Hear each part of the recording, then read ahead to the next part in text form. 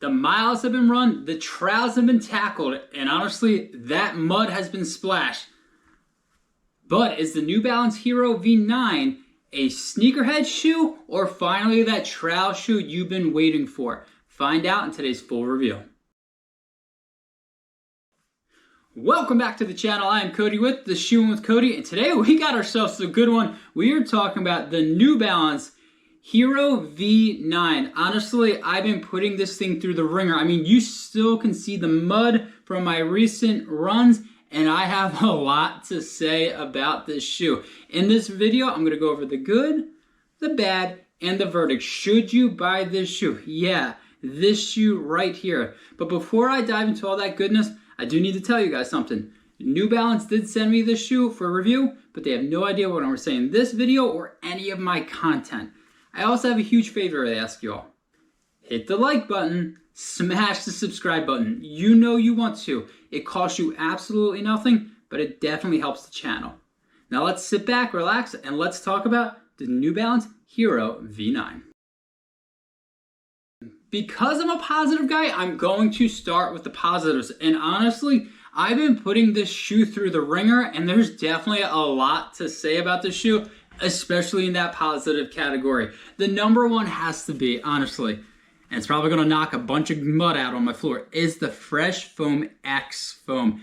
It is so nice underfoot. It is comfortable, but it's also responsive. This is a shoe that I would say is very similar to the More V's on the roadside from New Balance. It's really comfortable underfoot. It really gives you that comfortable cruiser. You can be out there for hours and your feet are going to be taken care of. The other thing I really like about the foam is that not only is it a comfortable cruiser, but I do find it to be pretty responsive. On some runs, I've been able to get it in the 7s and not feel like I'm laboring.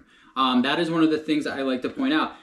Sometimes I have a shoe I can feel responsive, or I can push the pace a little bit at it, but I feel like I'm fighting it. It feels like I'm laboring over it, and it's overall arch, and it's just not that great. But this one, Fresh Foam X, and this Hierro V9, they nailed it, and I really like it. The upper is really nice. It's very accommodating. This is pretty caked over, but again, this is really nice to point out. Like, it created such a great lockdown. I was able to run through tons of mud, and the shoe just performed extremely well. It didn't fall off of me. I didn't feel loose. I was able to keep my pace and run through the mud and run through the water. This shoe has been pretty much through everything. I'm talking about road to trails, grassy fields, slightly technical, mud, water crossings, you name it, this shoe has seen it. And for the most part, it definitely is hitting a lot of different categories. But for me, I'm going to put this in that daily trainer where you just want to baby the legs a little bit, and long run cruiser. I'm talking about you're going to be out there for a couple hours.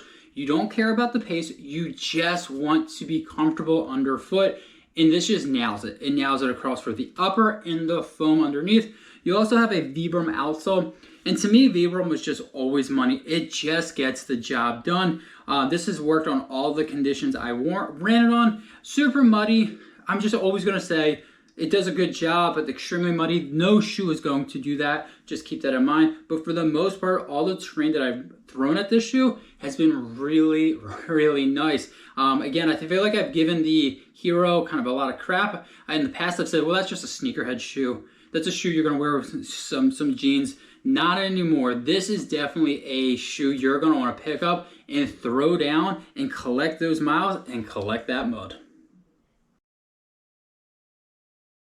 With the good, you do know there has to be some bad. And honestly, my number one for this one, and again, I think if you put it in the right category, it's not a deal breaker. I don't love this on technical terrain. The stack is too much. And a couple times I've been on some technical terrain. My ankles went a little bit. Thankfully, no issues, but I do want to point that out. This is definitely not a shoe where you are going to take it on some Beast Coast terrain and just bomb it up these climbs and bomb it down the descent with all the rocks and the roots. You're definitely going to be babying those climbs. I just really didn't like it. And again, I'll say this for not just a Hierro V9, any shoe with this type of stack, I just don't love it on extremely technical terrain. I really do feel like it has to be in that comfortable cruiser, long run shoe. It can definitely handle some technical, but I'm talking about there's some trails I have that are just so rocky and rooty. You step wrong and if your foot's not engaged enough, you're just going down, and I really don't feel like breaking my ankle anytime soon. The other one is, this is definitely on the heavier side. It's not unbearable, but it's about 11 ounces in my size, which again is one of those things where you need to decide, do you want a light shoe but not get all the stack, or an extremely comfortable shoe and get some of the weight? For me, it's not a deal breaker, but I do want to point that out. The other thing is, and this it's definitely something I want to notate for everybody, I probably should have gone up a half a size. So I am a 9.5 in all New Balance. All New Balance. This one, my toes are right there. They are right there.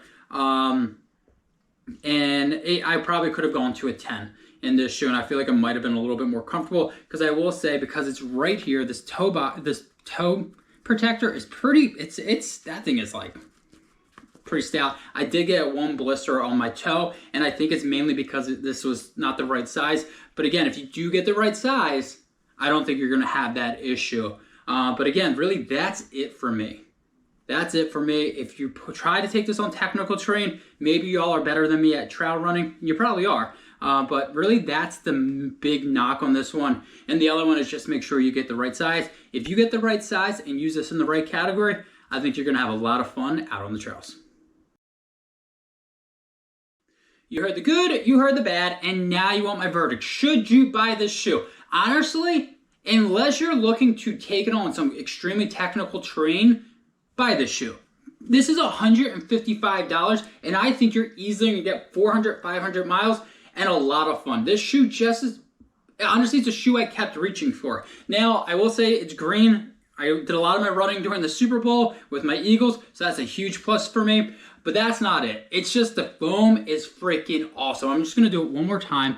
If you love the New Balance road shoes like the More V or the 1080, and you wish you had something like that for the trails, you finally do. And again, it's $155, which isn't going to break the bank. That's awesome. You're going to get a shoe you can spend hours, maybe even days out on the trails and not break the bank. Again, my only caveat to this is if you want to go on technical terrain, you might want to pass for this one. Everybody else, if you're looking for a comfortable cruiser, this might be the best shoe for you for 2025. You heard the good, you heard the bad, and you heard my verdict. Now I want to hear from you. Have you tried this shoe? Did you like this shoe? Did you love this shoe? Let me know. Did you hate this shoe? Drop a comment down below. Let me know if there's any other questions I can answer for you. But again, I have put this thing through the ringer, and it's definitely come out on top. Glad to say this is not just a sneakerhead shoe anymore. This is a legit trail shoe for you. Definitely, again, thanks for watching this video. Hit the like button, smash the subscribe button, and until next time, I'll see you all out on the run. Thanks for checking out this latest review. Don't forget, hit the like button, smash the subscribe button, and check out some of the other rad content that I've dropped out on the channel.